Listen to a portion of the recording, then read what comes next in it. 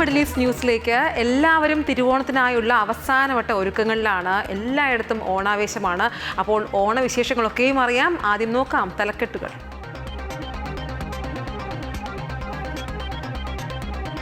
പശ്ചിമേഷ്യൻ സംഘർഷം ചർച്ചകളിലൂടെ പരിഹരിക്കണമെന്ന് സൗദിയും ഫ്രാൻസും.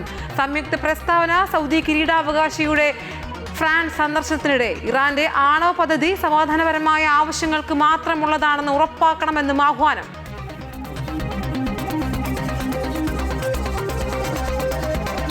UAE-യിൽ പ്രതിദിനം 6 ലക്ഷം സൈബർ ആക്രമണങ്ങളെന്ന റിപ്പോർട്ട്. വ്യാപിപ്പിക്കുന്നത് വിമാനത്താവളങ്ങളുടെയും അവശ്യ സേവനങ്ങളുടെയും പ്രവർത്തനം തടസ്സപ്പെടുത്താൻ ശേഷിയുള്ള വൈറസ്. ജാഗ്രതാ നിർദ്ദേശവുമായി സൈബർ സുരക്ഷാ വിഭാഗം.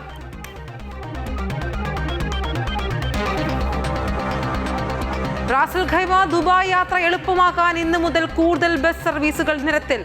പുതുതായി 19 ബസ്സുകൾ സർവീസ് നടത്തുമെന്ന് റാസൽ ഖൈമ ട്രാൻസ്പോർട്ട് അതോറിറ്റി.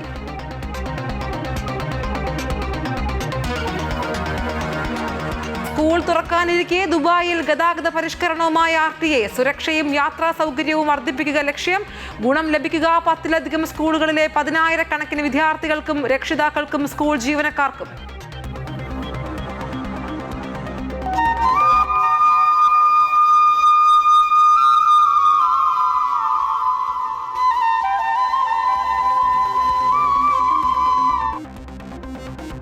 സമൃദ്ധിയുടെയും സന്തോഷത്തിന്റെയും തിരുവോണത്തെ വരവേൽക്കാനൊരുങ്ങി പ്രവാസികൾ ഉൾപ്പെടെയുള്ള മലയാളികൾ. ആശംസകൾ നേർന്ന രാഷ്ട്രപതിയും പ്രധാനമന്ത്രിയും മുഖ്യമന്ത്രിയും.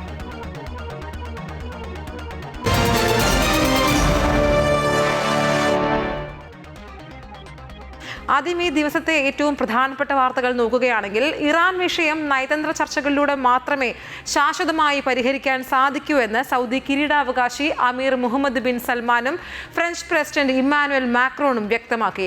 സൗദി കിരീടാവകാശിയുടെ ഔദ്യോഗിക ഫ്രാൻസ് സന്ദർശനത്തിന്റെ സമാപനത്തിൽ പുറപ്പെടുവിച്ച സംയുക്ത പ്രസ്താവനയിലാണ് ഇരു രാജ്യങ്ങളും തങ്ങളുടെ നിലപാട് അറിയിച്ചത്. അന്താരാഷ്ട്ര ആണവോർജ്ജ ഏജൻസിയുമായി ഇറാൻ പൂർണ്ണമായും സഹകരിക്കണമെന്ന് നേതാക്കൾ ആഹ്വാനം ചെയ്തു. ഹോർമൂസ് കടലിടുക്കിലെ കപ്പലുകൾക്ക് നേരെയുള്ള ആക്രമണങ്ങളെ ശക്തമായി അപലപിച്ച ഇരുവരും നാവിക ഗതാഗതം തടസ്സമില്ലാതെ പുനഃസ്ഥാപിക്കണമെന്ന് ആവശ്യപ്പെട്ടു. ഗാസയിൽ സുസ്ഥിരമായ വെടിനിർത്തൽ നടപ്പാക്കണമെന്നും 1967-ലെ അതിർത്തികളെ അടിസ്ഥാനമാക്കിയുള്ള സ്വതന്ത്ര പലസ്തീൻ രാഷ്ട്രം സ്ഥാപിക്കാനുള്ള പലസ്തീൻ ജനതയുടെ അവകാശത്തെ തടസ്സപ്പെടുത്തുന്ന ഇസ്രായേലിന്റെ നീക്കങ്ങളെ എതിർക്കുമെന്നും പ്രസ്താവനയിൽ പറയുന്നു. ഇതുമായി ബന്ധപ്പെട്ട് മറ്റൊരു പ്രതികരണം കൂടി ലഭ്യമായിട്ടുണ്ട്. ഗൾഫ് രാജ്യങ്ങളെ ലക്ഷ്യമിടുന്നതിന് പകരം അവരുമായി സഹകരിച്ച് മുന്നോട്ട് പോകുന്നതിനെ കുറിച്ച് ഇറാൻ ആലോചിക്കണമെന്ന് UAE. സഹകരണത്തിലൂടെ സംഘർഷം കുറയ്ക്കാനും യുദ്ധത്തിന് രാഷ്ട്രീയ പരിഹാരം കണ്ടെത്താനും ശ്രമിക്കണമെന്നും UAE പ്രസിഡന്റിന്റെ നയതന്ത്ര ഉപദേഷ്ടാവ് മുഹമ്മദ് അൻവർ മുഹമ്മദ് ഗർഗാഷ് പറഞ്ഞു. അതേസമയം സംഘർഷം അവസാനിപ്പിക്കാനുള്ള നയതന്ത്ര നീക്കങ്ങൾക്കിടെ ഇറാനിലെത്തിയ ഒമാൻ വിദേശകാര്യമന്ത്രി ഇറാൻ വിദേശകാര്യമന്ത്രിയുമായി കൂടിക്കാഴ്ച നടത്തി.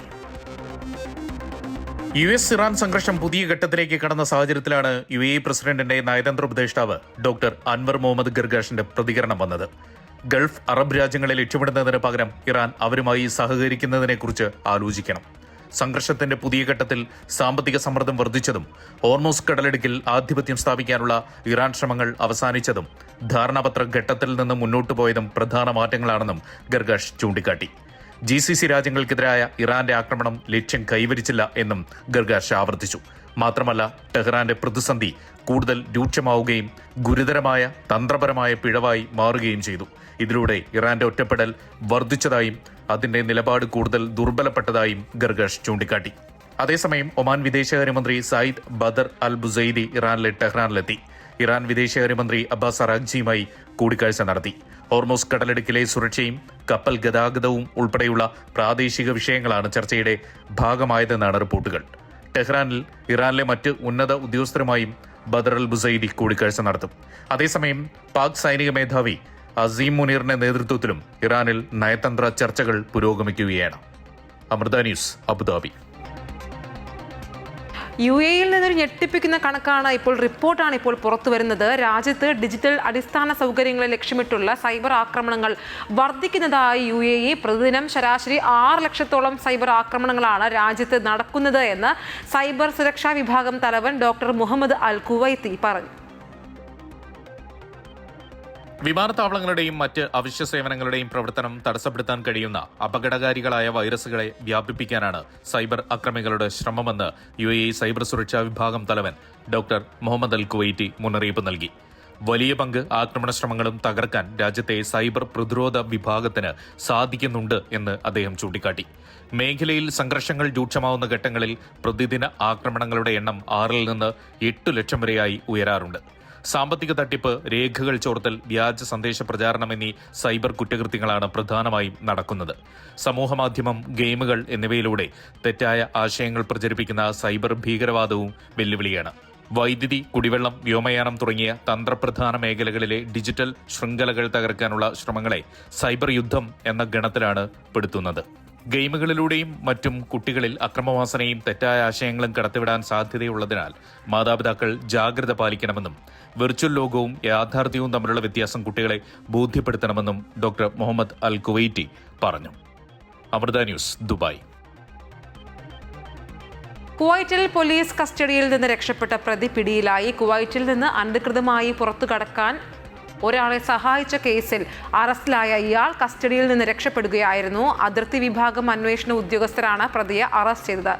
തുടർന്ന് കൂടുതൽ അന്വേഷണത്തിനായി ജനറൽ ക്രിമിനൽ ഇൻവെസ്റ്റിഗേഷൻ വിഭാഗത്തിന് കൈമാറി. അവിടെ കസ്റ്റഡിയിൽ കഴിയവെയാണ് പ്രതി രക്ഷപ്പെട്ടത്. സംഭവത്തിന് ഉത്തരവാദികളെന്ന് കണ്ടെത്തുന്നവർക്കെതിരെ ആവശ്യമായ നടപടികൾ സ്വീകരിക്കുമെന്നും മന്ത്രാലയം അറിയിച്ചു. അതേസമയം ഒളിവിൽ കഴിയുന്നവർക്കും നിയമപരമായി തിരയപ്പെടുന്നത് ആയ വ്യക്തികൾക്കും താമസ സൗകര്യം നൽകുകയോ ഒളിപ്പിക്കുകയോ രക്ഷപ്പെടാൻ സഹായിക്കുകയോ ചെയ്യരുതെന്ന് ആഭ്യന്തര മന്ത്രാലയം പൊതുജനങ്ങൾക്ക് മുന്നറിയിപ്പ് നൽകി. കുവൈറ്റിലെ സൽമിയയിൽ നിയമലംഘനം കണ്ടെത്തിയ 2 ആരോഗ്യ സ്ഥാപനങ്ങൾ വാണിജ്യ വ്യവസായ മന്ത്രാലയം അടച്ചുപൂട്ടി. പണമിടപാടുകളും മറ്റ് വാണിജ്യ നടപടിക്രമങ്ങളും സംബന്ധിച്ച ചട്ടങ്ങൾ ലംഘിച്ചതിനെ തുടർന്നാണ് നടപടി. പണം ഉപയോഗിച്ചുള്ള ഇടപാടുകൾ നിരോധിക്കുന്ന മന്ത്രിതല തീരുമാനം ലംഘിച്ചതായി പരിശോധനയിൽ കണ്ടെത്തി. നിയമങ്ങളും വാണിജ്യ നിയന്ത്രണങ്ങളും പാലിക്കുന്നുണ്ടെന്ന് ഉറപ്പാക്കുന്നതിനായി പരിശോധനകൾ ശക്തമായി തുടരുമെന്ന് മന്ത്രാലയം വ്യക്തമാക്കി.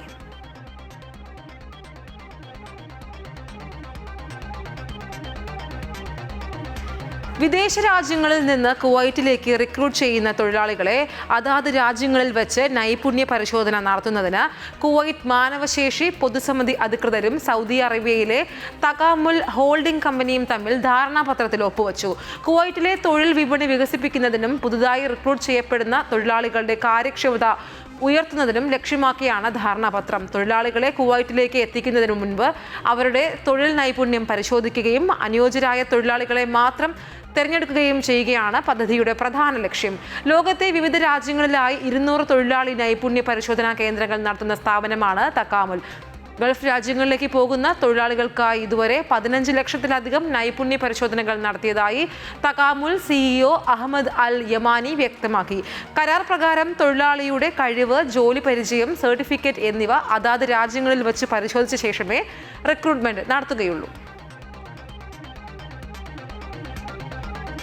ഇനി ദുബായിലെ പ്രവാസികൾക്കൊരു സന്തോഷ വാർത്തയാണ്. റാസൽ ഖൈമയ്ക്കും ദുബായിക്കും ഇടയിൽ കൂടുതൽ ബസ് സർവീസുകൾ ഏർപ്പെടുത്തി റാസൽ ഖൈമ ട്രാൻസ്പോർട്ട് അതോറിറ്റി. പ്രതിദിനം ആകെ 19 ട്രിപ്പുകളാണ് ഈ റൂട്ടിൽ പുതിയ ഷെഡ്യൂൾ അനുസരിച്ചുണ്ടാവുക. ഇന്നലെ മുതൽ പുതിയ ഷെഡ്യൂൾ പ്രാബല്യത്തിൽ വന്നു. ദുബായ് റാസൽ ഖൈമ യാത്രക്കാരുടെ തിരക്ക് പരിഗണിച്ച് ഇരു നഗരങ്ങൾക്കുമിടയിൽ നേരിട്ടുള്ള 6 ഡയറക്ട് എക്സ്പ്രസ് സർവീസുകളും പുതിയ പട്ടികയിൽ ഉൾപ്പെടുത്തിയിട്ടുണ്ട്. തിരക്കേറിയ സമയങ്ങളിൽ ഓരോ 30 മിനിറ്റിലും ബസ്സുകൾ ലഭ്യമാകും. ജോലി ആവശ്യങ്ങൾക്കും മറ്റും സ്ഥിരം യാത്ര ചെയ്യുന്നവർക്കും വിനോദസഞ്ചാരികൾക്കും പുതിയ പരിഷ്കാരം വലിയ സഹായമാണ്. പുതിയ സമയമനുസരിച്ച് റാസൽ ഖൈമയിൽ നിന്നുള്ള ആദ്യ ബസ് രാവിലെ 5 മണിക്ക് പുറപ്പെടും. അവസാന ബസ് രാത്രി 9-നാണ്. മടക്കയാത്രയിൽ ദുബായിൽ നിന്നുള്ള ആദ്യ ബസ് സർവീസ് രാവിലെ 7:30-ക്കും അവസാന സർവീസ് രാത്രി 11:30-ക്കുമാകും. യാത്രക്കാരുടെ ആവശ്യാനുസരണം നേരിട്ടുള്ള എക്സ്പ്രസ് സർവീസുകൾക്ക് പുറമെ ഷാർജ, ഉമുൽ ഖുവൈൻ എമിറേറ്റുകൾ വഴി കടന്നുപോകുന്ന ബസ്സുകളും ഷെഡ്യൂളിലുണ്ട്. UAEയിലെ വിവിധ എമിറേറ്റുകൾ തമ്മിലുള്ള പൊതുഗതാഗത സൗകര്യങ്ങൾ കൂടുതൽ ശക്തിപ്പെടുത്തുന്നതിന്റെ ഭാഗമായിട്ടാണ് റാസൽ ഖൈമ സർവീസുകളുടെ എണ്ണം വർദ്ധിപ്പിച്ചത്. Amrita news, Dubai. കുവൈറ്റ് അന്താരാഷ്ട്ര വിമാനത്താവള ടെർമിനൽ 2 പദ്ധതിയുടെ പുരോഗതി വിലയിരുത്തുന്നതിനായി പ്രധാനമന്ത്രി ഷെയ്ഖ് അഹമ്മദ് അബ്ദുള്ള അൽ അഹമ്മദ് അൽ സബാഹും മന്ത്രിമാരും സന്ദർശനം നടത്തി. പ്രധാനമന്ത്രിയുടെ അധ്യക്ഷതയിൽ പുതിയ ടെർമിനൽ കെട്ടിടത്തിൽ ചേർന്ന മന്ത്രിസഭാ യോഗത്തിന് ശേഷമായിരുന്നു സന്ദർശനം. പദ്ധതിയുടെ വിവിധ ഘട്ടങ്ങളെക്കുറിച്ചും നിലവിലെ നിർമ്മാണ പുരോഗതിയെക്കുറിച്ചും ബന്ധപ്പെട്ട ഉദ്യോഗസ്ഥർ പ്രധാനമന്ത്രിക്ക് വിശദീകരണം നൽകി.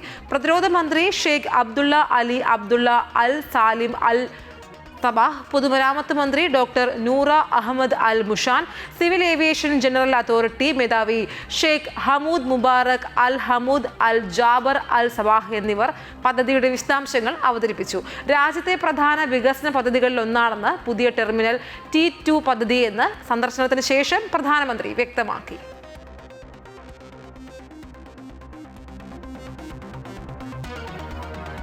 പൊതുയിടങ്ങളിൽ ഉപേക്ഷിച്ച വാഹനങ്ങളും ബോട്ടുകളും എടുത്തു മാറ്റണമെന്ന് അബുദാബി. പൊതുസ്ഥലങ്ങളിലും പാർക്കിംഗ് കേന്ദ്രങ്ങളിലും താമസ മേഖലകളിലും ഉപേക്ഷിച്ച വാഹനങ്ങളും ബോട്ടുകളും നഗരത്തിന്റെ ഭംഗിക്കും സൗകര്യങ്ങൾക്കും ഭീഷണിയാണെന്ന മുന്നറിയിപ്പുമായി അബുദാബി സിറ്റി മുനിസിപ്പാലിറ്റി. വാഹനങ്ങൾ ഉപേക്ഷിക്കാതെ ഉടമകൾ എടുത്തു മാറ്റുകയോ അറ്റകുറ്റപ്പണി നടത്തി പരിപാലിക്കുകയോ നിയമാനുസൃതമായി ഒഴിവാക്കുകയോ ചെയ്യണമെന്ന് മുനിസിപ്പാലിറ്റി ആവശ്യപ്പെട്ടു. നമ്മുടെ വീട് നമ്മുടെ ഉത്തരവാദിത്തം, നമ്മുടെ അയൽപ്പക്കമാണ് നമ്മുടെ പ്രതിച്ഛായ എന്ന പ്രചാരണത്തിന്റെ ഭാഗമായ പരിശോധനയും ബോധവൽക്കരണവും. വാഹന ബോട്ട് ഉടമകൾക്കൊപ്പം വാണിജ്യ പൊതുസ്ഥാപനങ്ങളുടെ നടത്തിപ്പുകാർ, താമസക്കാർ, പൊതുസ്ഥലങ്ങൾ സന്ദർശിക്കുന്നവർ എന്നിവരെയെല്ലാം ക്യാമ്പയിൻ ലക്ഷ്യമിടുന്നു.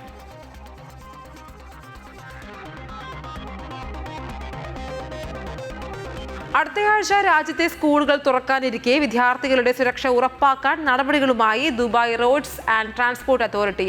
ബസ്സുകളുടെ മെക്കാനിക്കൽ ചെക്ക്, ഡ്രൈവർമാർക്കും ബസ് അറ്റൻഡർമാർക്കുമുള്ള പെർമിറ്റുകളുടെ സാധുത എന്നിവ ഉറപ്പുവരുത്താൻ ബസ് ഓപ്പറേറ്റർമാർക്ക് RTA കർശന നിർദ്ദേശം നൽകി. സ്കൂളുകൾ തുറക്കാൻ ദിവസങ്ങൾ മാത്രം ബാക്കി നിൽക്കെ വിദ്യാർത്ഥികളുടെ സുരക്ഷ ഉറപ്പാക്കാനും ഗതാഗത സൗകര്യങ്ങൾ വർദ്ധിപ്പിക്കാനും വിപുലമായ നടപടികളാണ് RTA നടത്തുന്നത്. സ്കൂൾ ബസ്സുകളുടെ സുരക്ഷിതത്വം, ഡ്രൈവർമാരുടെ യോഗ്യത, യാത്രാ സൗകര്യങ്ങളുടെ ലഭ്യത എന്നിവ ഉറപ്പുവരുത്തി അധ്യയന വർഷത്തെ വരവേൽക്കാൻ സജ്ജമാണെന്ന് RTA അറിയിച്ചു. സ്കൂൾ ബസ്സുകളുടെ പ്രവർത്തനക്ഷമതയും സുരക്ഷാ മാനദണ്ഡങ്ങളും ഉറപ്പാക്കാൻ ദുബായിലുടനീളമുള്ള സ്കൂളുകളിലും ബസ്സുകളിലും 30 ദിവസം നീളുന്ന പരിശോധന ക്യാമ്പയിൻ ആരംഭിക്കും.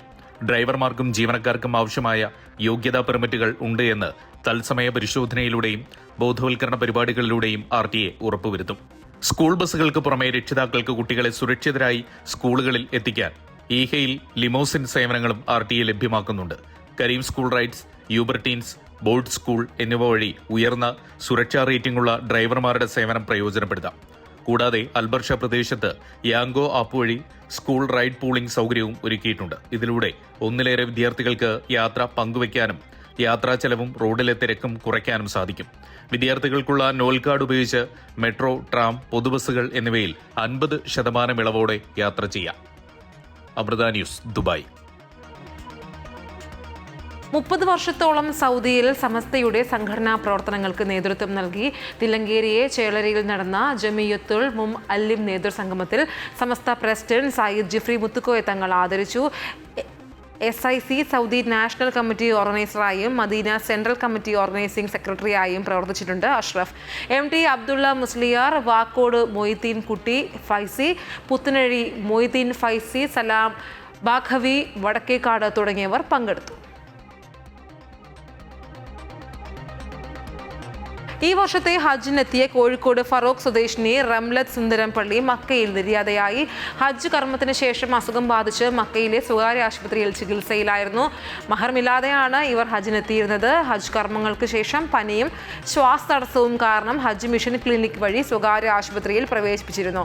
3 മാസത്തോളം ഇവർ ICUവിൽ ചികിത്സയിലായിരുന്നു. മയ്യത്ത് മക്കയിൽ തന്നെ മറവു ചെയ്യും.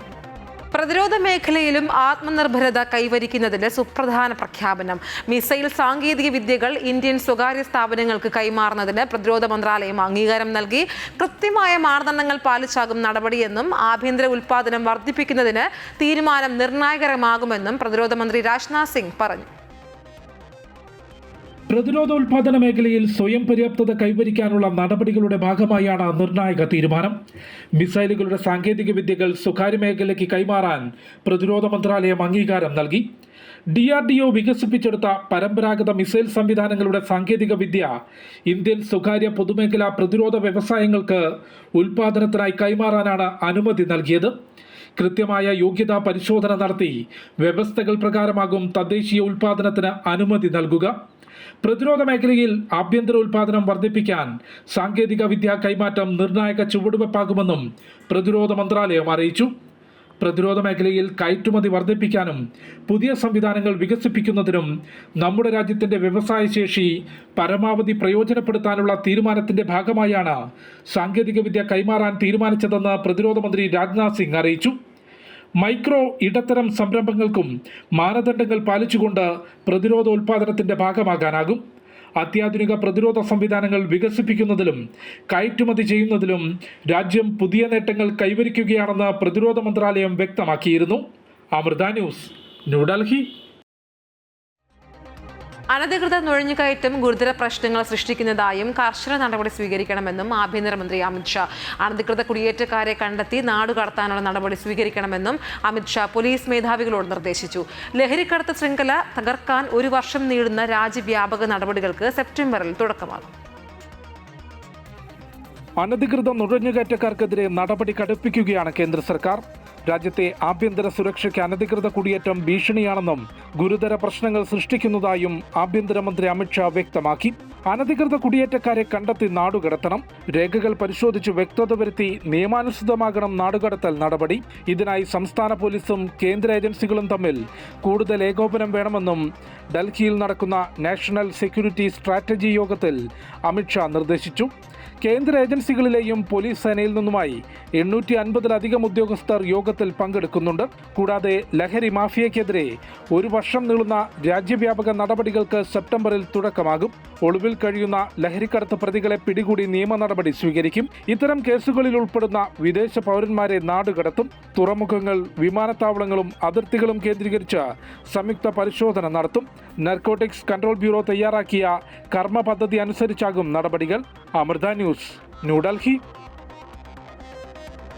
സൈബർ ഭീകരാക്രമണ കേസിൽ രാജ്യത്തെ 5 സംസ്ഥാനങ്ങളിൽ ദേശീയ അന്വേഷണ ഏജൻസി റെയ്ഡ് നടത്തി. മഹാരാഷ്ട്ര, ഗുജറാത്ത്, തെലങ്കാന, ബീഹാർ, ഡൽഹി എന്നീ സംസ്ഥാനങ്ങളിലെ വിവിധ കേന്ദ്രങ്ങളിലാണ് പരിശോധന നടന്നത്. റെയ്ഡിൽ നിർണായക രേഖകളും ഡിജിറ്റൽ ഉപകരണങ്ങളും കണ്ടെടുത്തു. ഓപ്പറേഷൻ സിന്ദൂർ സമയത്ത് അടക്കം നടന്ന സൈബർ ആക്രമണങ്ങളിലെ കേസിലാണ് റെയ്ഡ്. ആ സമയത്ത് 54 കേന്ദ്ര സർക്കാർ വെബ്സൈറ്റുകളെ ആക്രമിക്കാനായിരുന്നു പദ്ധതി. കേസിൽ മുൻപ് 2 പേർ അറസ്റ്റിലായിരുന്നു. ഇതിന് പിന്നാലെ ഹാക്കിങ്ങിന് സഹായിച്ചവരെ കേന്ദ്രീകരിച്ചാണ് നിലവിൽ അന്വേഷണം പുരോഗമിക്കുന്നത്.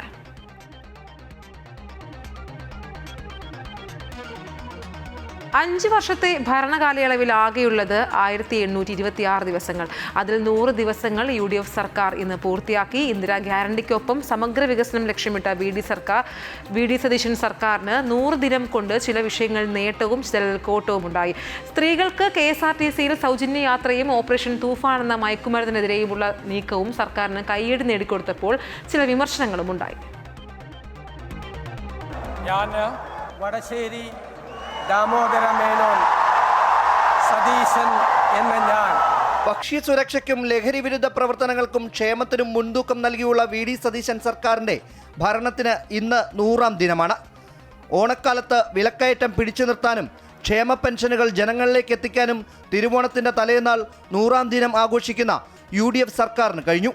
5 ഗ്യാരണ്ടികളുമായി അധികാരത്തിലേക്കെത്തിയ UDF സർക്കാരിന് സ്ത്രീകൾക്കുള്ള KSRTCയിലെ സൗജന്യ യാത്രയും വയോജന വകുപ്പും യാഥാർത്ഥ്യമാക്കാനായി. ലഹരിക്കെതിരായ ഓപ്പറേഷൻ തൂഫാൻ പദ്ധതിയാണ് പ്രധാന പരിപാടികളിലൊന്ന്.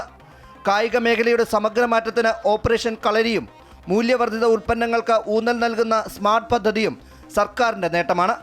അതേസമയം സർക്കാർ പ്രഖ്യാപിച്ച 100 ദിന കർമ്മ പദ്ധതി 50 ദിവസം പിന്നിടുമ്പോൾ നാമമാത്രമായ പദ്ധതികൾ മാത്രമാണ് നടപ്പാക്കാനായത്. 50 വകുപ്പുകളിലായി 602 പദ്ധതികളാണ് 100 ദിനം കൊണ്ട് നടപ്പാക്കാൻ സർക്കാർ ലക്ഷ്യമിട്ടിരിക്കുന്നത്. ഹെലികോപ്റ്റർ, വീര്യം കുറഞ്ഞ മദ്യം, പ്രിയദർശിനി യാത്ര എന്നിങ്ങനെ വിവിധ വിഷയങ്ങളിൽ വിവാദങ്ങളും 100 ദിനം കൊണ്ട് സർക്കാരിന് കേൾക്കേണ്ടി വന്നു. പ്രതിപക്ഷത്തായിരുന്നപ്പോൾ എതിർത്ത പദ്ധതികളാണ് UDF സർക്കാർ നടപ്പാക്കുന്നതെന്നാണ് ഇടതുപക്ഷത്തിൻ്റെ വാദം. അതേസമയം 100 ദിനത്തെ വിലയിരുത്തലുകൾക്ക് ശേഷം കൂടുതൽ കരുതലോടെ മുന്നോട്ടു പോകാനാണ് UDF ശ്രമിക്കുന്നത്. അമൃത ന്യൂസ്, തിരുവനന്തപുരം. സ്കൂൾ യൂണിഫോമിനൊപ്പം ഹിജാബ് ധരിക്കാൻ അനുവദിക്കണമെന്ന വിദ്യാർത്ഥിനിയുടെ ഹർജി അലഹബാദ് ഹൈക്കോടതി തള്ളി. ഹിജാബ് ധരിക്കുന്നത് ഇസ്ലാമിലെ അനിവാര്യമായ മതാചാരമാണെന്ന് സ്ഥാപിക്കാൻ കഴിയില്ല എന്ന് കോടതി വ്യക്തമാക്കി. പ്രയാഗ്രാജിലെ +1 വിദ്യാർത്ഥിനിയാണ് യൂണിഫോമിനൊപ്പം ഹിജാബ് ധരിക്കാനുള്ള അനുമതിക്കായി ഹൈക്കോടതിയെ സമീപിച്ചത്. സ്കൂൾ ഡ്രസ് കോഡ് വിവേചനമില്ലാതെയും എല്ലാവർക്കും ഒരുപോലെയും നടപ്പാക്കുന്നിടത്തോളം കാലം അത് കർശനമാക്കാമെന്ന് അലഹബാദ് ഹൈക്കോടതി പറഞ്ഞു.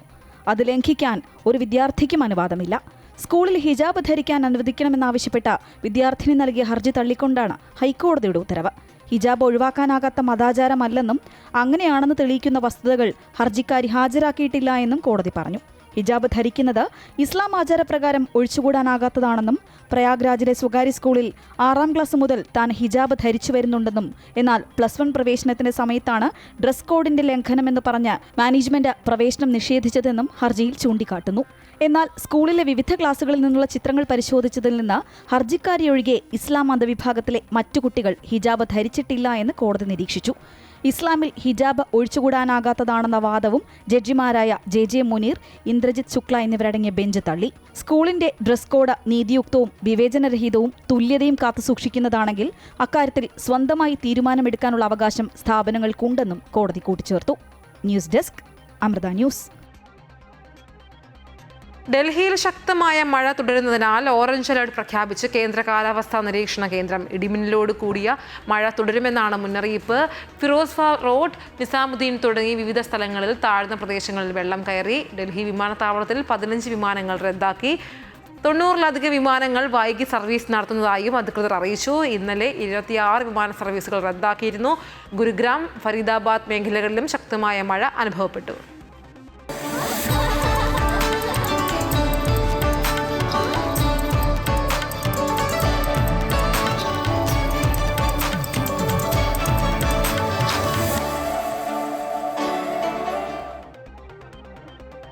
തുടക്കത്തിൽ ഞാൻ സൂചിപ്പിച്ചതുപോലെ നാളെ തിരുവോണമാണ്. ഈ തിരുവോണത്തെ വരവേൽക്കാൻ ഒരുങ്ങി മലയാളികൾ. ഈ ഉത്രാട ദിനമായി ഇന്ന് സംസ്ഥാനത്താകെ ഓണത്തിരക്കിൻ്റെ ഒരു ആവേശത്തിലായിരുന്നു. കൂടാതെ ഓണവിപണി സജീവമായതോടെ നഗരങ്ങളും ഗ്രാമങ്ങളും ഒരുപോലെ ജനനിബിഡമായി. ആഘോഷങ്ങൾക്ക് മാറ്റുകൂട്ടി വിവിധയിടങ്ങളിലെ ഓണം വാരാഘോഷ പരിപാടികളും പുരോഗമിക്കുകയാണ്. അതേസമയം ലോകമെങ്ങുമുള്ള മലയാളികൾക്ക് രാഷ്ട്രപതിയും പ്രധാനമന്ത്രിയും മുഖ്യമന്ത്രിയും ഓണാശംസകൾ നേർന്നു. ഈ ഓണക്കാലത്ത് തിരുവനന്തപുരം നഗരവും വലിയ ആഘോഷത്തിലാണ്. സർക്കാരിൻ്റെ ഓണം വാരാഘോഷ പരിപാടികൾ അങ്ങനെ പുരോഗമിക്കുകയാണ്. ഏകദേശം 2000 കലാകാരന്മാരാണ് 34 വേദികളിലായി അണിനിരക്കുക. ആ പരിപാടി കാണുന്നതിനും പങ്കെടുക്കുന്നതിനും ആസ്വദിക്കുന്നതിനും കുടുംബത്തോടൊപ്പം കൂട്ടുകാരോടൊപ്പവും നിരവധി ആളുകളാണ് ഓരോ നിമിഷവും ഈ തിരുവനന്തപുരം നഗരത്തിലെ വിവിധ വേദികളിലായി എത്തുന്നത്. ഓണവിപണി സജീവമായതോടെ ഇന്ന് ഉത്രാട ദിനത്തിൽ തലസ്ഥാനത്തും വൻ ജനത്തിരക്കാണ് അനുഭവപ്പെട്ടത്. ടൂറിസം വകുപ്പിന്റെ ഓണം വാരാഘോഷ വേദികളിലും കുടുംബവും കൂട്ടുകാരുമൊത്ത് ഓണം ഗംഭീരമാക്കാൻ ജനസാഗരമാണ് ഒഴുകിയെത്തിയത്. സംസ്ഥാനത്തൊട്ടാകെ 8000-ലധികം കലാകാരന്മാർ ഓണം വാരാഘോഷത്തിന്റെ ഭാഗമാകും. നിരവധി പരിപാടികളാണ്. ഇന്ന് നോക്കൂ, ഉത്രാട തലേന്നായിട്ടും ഈ തിരക്ക് കണ്ടോ നിങ്ങൾ? അപ്പോൾ ഇന്ന് ഉത്രാട പാച്ചിലാണ്. എന്നിട്ട് പോലും അതുകൊണ്ട് അതുകൂടാതെ നാളെ തിരുവോണമൊക്കെ ആകുമ്പോൾ ഓണം ഉണ്ട് കഴിയുമ്പോൾ ഇവിടെ പൂഴി നുള്ളിയിടാനുള്ള സ്ഥലം ഉണ്ടാവില്ല. കൊല്ലത്തും ഗ്രാമനഗര വ്യത്യാസമില്ലാതെ തിരുവോണമൊരുക്കാൻ ഉത്രാടപ്പാച്ചിലിന്റെ തിരക്കിലായിരുന്നു മലയാളികൾ. നഗരത്തിൽ ചിന്നക്കടയിലും ചാമക്കടയിലും വൈകുന്നേരമായതോടെ വലിയ തിരക്കായിരുന്നു. പത്തനംതിട്ട ജില്ലയിലെ പ്രധാന ശ്രദ്ധാകേന്ദ്രമായ ആറന്മുള ക്ഷേത്രത്തിൽ ഉത്രാട ദിവസവും വള്ളസദ്യയിൽ പങ്കെടുക്കാനും മറ്റുമായി നിരവധി ആളുകൾ എത്തിച്ചേർന്നു. മധ്യകേരളത്തിലെ ഏറ്റവും പ്രധാനപ്പെട്ട ഓണാഘോഷങ്ങൾ നടക്കുന്നത് തൃക്കാക്കര ശ്രീ വാമനമൂർത്തി ക്ഷേത്രത്തിലാണ്. ഇന്ന് അവിടെ തിരുമുൽ കാഴ്ച സമർപ്പണമുണ്ടായിരുന്നു. ഒപ്പം തന്നെ ഉത്രാട സദ്യയും നടന്നു. ഗുരുവായൂരിൽ കാഴ്ചക്കുല സമർപ്പണമായിരുന്നു ഇന്നത്തെ ഏറ്റവും പ്രധാനപ്പെട്ട പ്രത്യേകത. മാത്രമല്ല, ഉത്രാടപ്പാച്ചിലിനോടനുബന്ധിച്ച് എറണാകുളം, കൊച്ചി ബ്രോഡ്വേയിൽ മറ്റിടത്തും വലിയ തിരക്കാണ് അനുഭവപ്പെട്ടത്. കൊച്ചി തൃക്കാക്കര വാമനമൂർത്തി ക്ഷേത്രത്തിലെ ഉത്രാടദിന ചടങ്ങുകളിലും സദ്യയിലും പങ്കെടുക്കാൻ ആയിരക്കണക്കിന് ഭക്തരാണ് ക്ഷേത്രസന്നിധിയിലേക്ക് എത്തിയത്. തൃക്കാക്കരയപ്പന് തിരുമുൽ കാഴ്ച സമർപ്പിച്ചതോടെയാണ് ഓണാഘോഷങ്ങൾക്ക് തുടക്കമായത്. ആലപ്പുഴ നഗരത്തിലും വലിയ ഉത്രാടത്തിരക്ക് അനുഭവപ്പെട്ടു. ജില്ലാ കോടതി പാലത്തിന്റെ നിർമ്മാണം നടക്കുന്നത് മുൻ വർഷങ്ങളെക്കാൾ ഇത്തവണ തിരക്ക് വർദ്ധിപ്പിച്ചു. വടക്കൻ കേരളത്തിലും ഓണത്തിന്റെ അവസാനഘട്ട ഒരുക്കത്തിലാണ് മലയാളികൾ. ശക്തമായ മഴ ഓണത്തെ ചെറിയ രീതിയിൽ ബാധിച്ചുവെങ്കിലും മഴ കുറഞ്ഞതോടെ ഓണവിപണി വീണ്ടും സജീവമായി. ആഘോഷങ്ങൾ ഏതു തന്നെയായാലും കോഴിക്കോട്ടുകാർക്ക് അതൊരു ഉത്സവം തന്നെയാണ്. വസ്ത്രങ്ങൾ വാങ്ങുവാനായി മിഠായി തെരുവിനെയാണ് പ്രധാനമായും ആശ്രയിക്കുന്നതെങ്കിൽ പഴങ്ങളും പച്ചക്കറികളും പൂക്കളും വാങ്ങുവാനായി ആളുകൾ പാളയം മാർക്കറ്റിലേക്കാണ് പ്രധാനമായും എത്തുന്നത്. തിരുവനന്തപുരത്ത് നിന്ന് ആതിരയ്ക്കും കൊച്ചിയിൽ നിന്ന് അശ്വതിക്കുമൊപ്പം അനഘ റീച്ചാഭരതൻ, അമൃത ന്യൂസ്, കോഴിക്കോട്. അപ്പോൾ സംസ്ഥാനത്തെ ഓണാഘോഷം നമ്മൾ കണ്ടു. ഈ ഓണാഘോഷം സംസ്ഥാനത്ത് മാത്രമല്ല, മലയാളികൾ എവിടെയൊക്കെ ഉണ്ടോ അവിടെയൊക്കെ ഓണാഘോഷം എന്തായാലും ഉണ്ട്. പ്രവാസികളാണ് ഏറ്റവും നന്നായി ഓണം ആഘോഷിക്കുക. എന്തായാലും അമൃത TVയിലെ എല്ലാ പ്രേക്ഷകർക്കും ഓണാശംസകൾ നേരുകയാണ്. കൂടുതൽ വാർത്തകൾക്കായി അമൃത ന്യൂസ് യൂട്യൂബ് ചാനൽ കാണുക. നമസ്കാരം.